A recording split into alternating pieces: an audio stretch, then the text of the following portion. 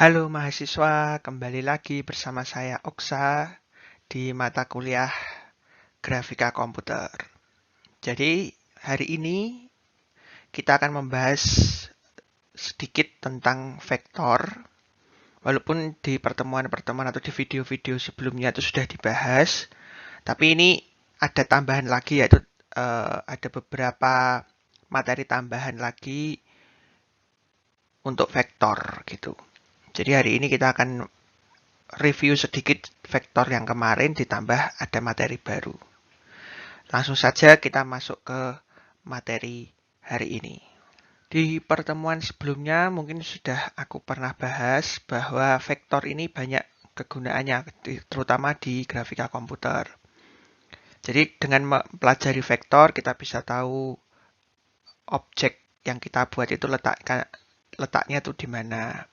Kemudian kita bisa juga mengetahui ukuran maupun orientasi objek. Orientasi itu maksudnya menghadap kemana gitu.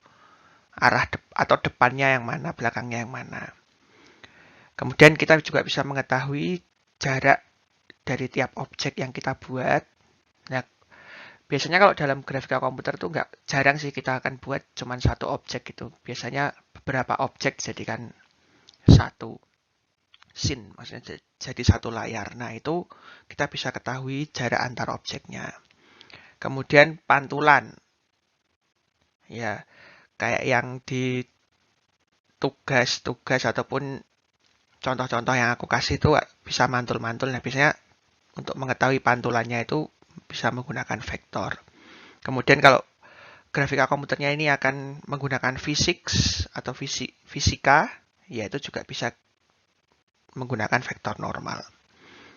Kemudian ada lagi cahaya. Jadi kalau nanti ini materi di akhir-akhir ya. Jadi di akhir nanti kalau misalkan ada cahaya yang mengenai sebuah objek, nah itu nanti yang menentukan terang atau gelapnya itu adalah vektor. Jadi kira-kira begitu kegunaan dari kita mempelajari sebuah atau teori dari sebuah vektor. Di video sebelumnya kita sudah membahas atau saya sudah pernah menjelaskan ada beberapa operasi vektor yang bisa dilakukan. Yang pertama kita bisa menghitung panjang vektor. Kalau kalian misalkan lupa atau gimana, kalian bisa lihat videonya lagi ya.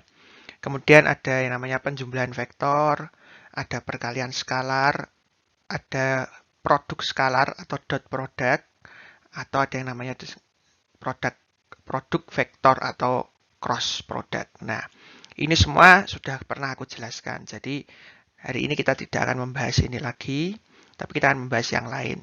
Cuman dari beberapa materi hari ini nanti itu masih menggunakan operasi ini. Jadi kalau kalian masih lupa, silahkan lihat lagi videonya supaya kalian ingat dan nanti bisa dilanjutkan lagi melihat materi yang ini. Ya, untuk hari ini materinya itu sebenarnya ada dua saja tambahan dari yang sebelumnya tadi ya. Jadi ada dua yaitu kombinasi linier dan ada yang namanya vektor normal. Jadi ada dua, kombinasi linier dan vektor normal. Untuk kombinasi linier sendiri ini akan dibagi menjadi dua. Nanti kita akan lihat, yaitu ada yang namanya kombinasi afin dan ada yang namanya kombinasi konveks. Simple nih dua-duanya, teman. Ya kita perlu pelajari. Berikutnya adalah vektor normal. Ya, bagaimana kita bisa menentukan vektor normal dari sebuah vektor. Jadi ada vektor, vektor normalnya apa? Nah, kayak gitu. Nah, vektor normal ini nanti berguna juga, salah satu kegunaannya itu adalah kita bisa mengetahui sudut yang dibentuk dari dua buah vektor. Jadi kalau nanti diketahui ada dua buah vektor, vektor A dan B misalkan, nah kemudian nanti kita bisa ketahui sudut yang dibentuk dari kedua vektor itu dengan menggunakan vektor normal. Nah, jadi itu materi kita hari ini.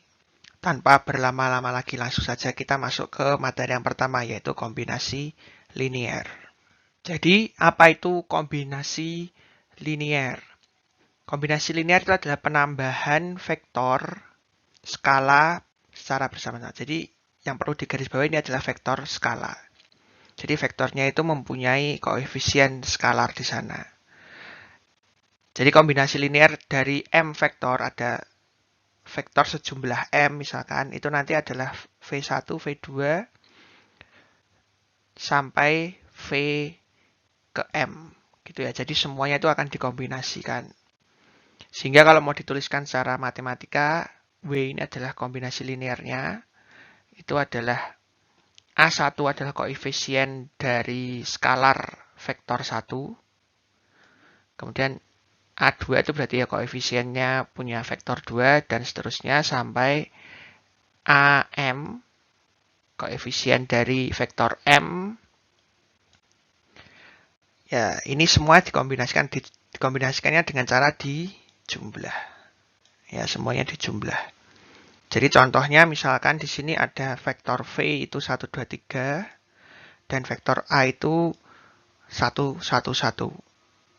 Kalau ini dikombinasikan, misalkan ada 2V plus 3A, ya kalau kalian lupa cara mengerjakannya, bisa lihat lagi di materi atau video sebelumnya. 2V ini berarti tinggal ini dikalikan ya, dikalikan 2, kemudian 3A berarti ini dikalikan dengan 3, kemudian ini dikombinasikan, dijumlahkan, sehingga hasilnya adalah vektor yang ini. Ya, jadi kombinasi linear dari vektor V dan A, yaitu 2V plus 3A-nya ini menjadi 5,7,9. Nah, ini kombinasi linear itu kira-kira seperti itu. Jadi dia digabungkan gitu ya. Khususnya yang mempunyai koefisien. Kombinasi afin ini juga merupakan kombinasi linear sebenarnya. Cuman yang perlu kita perhatikan cukup A saja. A itu berarti adalah koefisiennya. Jadi kalau misalkan ada 3A, 2B, min 4C, yang perlu kita perhatikan itu cuma angkanya ini, koefisiennya. 3, 2, dan 4. Koefisiennya saja yang perlu diperhatikan. Kemudian ini juga akan mengikuti. Jadi kalau plus ya nanti dijumlahkan, kemudian kalau negatif atau minus ya nanti juga mengikuti. Jadi kombinasi afin ini, semua koefisiennya ini, kalau dijumlahkan, itu hasilnya harus sama dengan 1. Ya, ini contoh yang benar nih. Jadi kalau kombinasi afin, 3A plus 2B min 4C, 3 ditambah 2 dikurangi 4. Itu nilainya 1. Berarti vektornya ini akan membentuk yang namanya kombinasi afin. Ya, jadi intinya koefisiennya kalau dijumlahkan itu nilainya 1. Sehingga kalau misalkan ada 2 vektor, misalkan koefisien yang B ini T, maka yang A ini seharusnya adalah 1 dikurangi dengan T. Ya, ini syarat untuk menjadi kombinasi afin. Kalau mau dibuat rumus matematikanya. Ya, jadi yang perlu diperhatikan itu adalah koefisien di depan vektornya. Kalau contoh di sini ada 3, 2, dan 4. Kemudian tandanya ini, plus minusnya ini juga ditentukan dari sini. Sehingga kalau mau dibuat bentuk umumnya, misalkan B ini koefisiennya T, maka A itu seharusnya 1 dikurangi T. Ya, kira-kira begitu. Lalu yang disebut dengan kombinasi konveks itu juga sama, kalau dijumlahkan semua komponen atau koefisiennya itu juga nilainya 1. Tetapi yang membedakan adalah semua koefisien harus di antara 0 dan 1. Jadi bilangannya biasanya desimal. Contoh, ada vektor V dan W, jadi 0,9V ditambah 0,1W. Ada 0,25V tambah 0,75W. Ya ini 0,9 kalau ditambah 0,1 kan hasilnya 1. 0,25 ditambah 0,75 juga 1. Nah ini jadi perbedaan dari afin dan konveks. Kalau afin bisa angkanya lebih dari 1. Bisa 2, 3, dan seterusnya. Cuman kalau yang konveks, bedanya hanya di angka koefisiennya.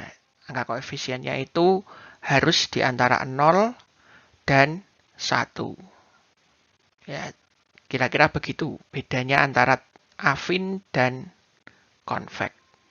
Materi selanjutnya adalah vektor normal. Ya, jadi vektor normal ini biasanya dituliskan atau disimbolkan dengan A yang mempunyai topi atau A topi gitulah, ada topinya di atas. Ya, jadi rumus untuk mencari sebuah vektor normal itu adalah A ada topinya itu sama dengan vektornya dibagi dengan besar vektornya atau panjang vektornya. Ya, lagi-lagi ini menghitung panjang vektor ini juga sudah pernah dibahas sebelumnya. Jadi kalau yang belum tahu atau lupa bisa lihat lagi di video sebelumnya. Gitu. Ya, jadi ini adalah rumus untuk mencari vektor normal. Ya, jadi misalkan kita mendapatkan soal seperti ini, berapakah vektor normal dari A 1, 2, 5. Jadi ada vektor A itu besarnya adalah 1, 2, 5. Nah, tahap pertama itu kita akan mencari besarnya dulu atau panjang vektornya. Nah, caranya itu menggunakan rumusnya ini. Ini rumusnya sudah ada. Jadi kalau menulis itu A diapit tanda garis 2 ini. Kemudian ini masing-masing dari anggotanya ini atau komponen X, Y, dan Z-nya ini dikuadratkan. Jadi 1 kuadrat, 2 kuadrat, 5 kuadrat. Ini semua dikuadratkan. Nanti hasilnya dijumlah. Jadi 1 kuadrat itu 1, 2 kuadrat itu 4, 5 kuadrat itu 25. Kemudian ini semua dijumlahkan menjadi akar 30. Kalau dihitung kira-kira hasilnya adalah 5,477. Nah, ini kita sudah mendapatkan panjang dari vektornya. Sekarang vektor aslinya ini, ya untuk mencari vektor normal kan berarti vektor ini dibagi dengan panjang vektornya ya. Seperti vektor A 125 dibagi dengan panjang vektornya. Sehingga kalau mau dituliskan vektor normalnya itu adalah 1 dibagi 5,477. Ya, kemudian 2 dibagi 5,477. Kemudian 5 dibagi 5,477. Ini kan menjadi vektor normalnya. Sehingga kalau ini dihitung, 1 dibagi 5,477 hasilnya sekitar 0,182. 2 dibagi 5,477 hasilnya sekitar 0,365. Kemudian 5 dibagi 5,77 hasilnya sekitar 0,913. Jadi ini nanti adalah vektor normal dari vektor A125. Jadi vektor normalnya adalah ini. Ya, kira-kira seperti itu cara menghitungnya. Semoga kalian bisa memahami. Penggunaan lanjutan dari mengetahui vektor normal itu salah satunya adalah kita bisa mencari sudut yang dibentuk dari dua buah vektor. Kita akan memanfaatkan vektor normal itu. Jadi contoh soalnya ini ada di sebelah kiri. Misalkan kita mendapatkan soal carilah sudut antara vektor 5, 6. Anggap aja ini vektor C. Kemudian 82 ini vektor E. Ya, C dan E. Nah, rumusnya itu adalah cos theta. Ya, sudut yang dibentuk ini adalah theta, sama dengan C topi, berarti normalnya ya. Kemudian dikalikan, ini bukan kalikan sih, dot product. Dot product dengan E. Topi juga, berarti C normal dot product dengan E normal. Sehingga nanti kita bisa mengetahui sudut yang dibentuk. Kemudian ini ada cara untuk menghitung normalnya C, sama seperti yang sebelumnya caranya. Tinggal dicari dulu panjangnya, ini pakai rumus ini, square root itu berarti kan akar, 5 kuadrat ditambah 6 kuadrat itu hasilnya sekitar 7,8, kemudian vektornya dibagi dengan 7,8. Hasilnya ini. Sama juga dengan yang E, proses ini menghasilkan vektor normalnya 0,8 dan 0,24. Kemudian ini di dot product. Kalau yang lupa atau nggak tahu caranya bisa lihat lagi di video sebelumnya, sudah pernah dibahas. Nah, dot productnya ini ya ini dikalikan dengan yang sini, ini dikalikan dengan yang sini, hasilnya adalah 0,8248 sehingga theta atau sudut yang dibentuk adalah cos pangkat min 1 dari 0,8248 yaitu 34,43 derajat. Sehingga sudut yang dibentuk dari vektor C dan vektor E itu adalah 34,43 derajat. Nah, ini adalah salah satu penggunaan lanjutan dari vektor normal. Selain ini masih banyak yang lainnya. Nanti kita bahas lagi kalau kita sudah masuk di bagian lightning. Oke, jadi materi kita hari ini tidak panjang. Ya cuman segitu saja karena vektor yang sebelumnya sudah pernah dibahas di video tentang matematika untuk grafika komputer.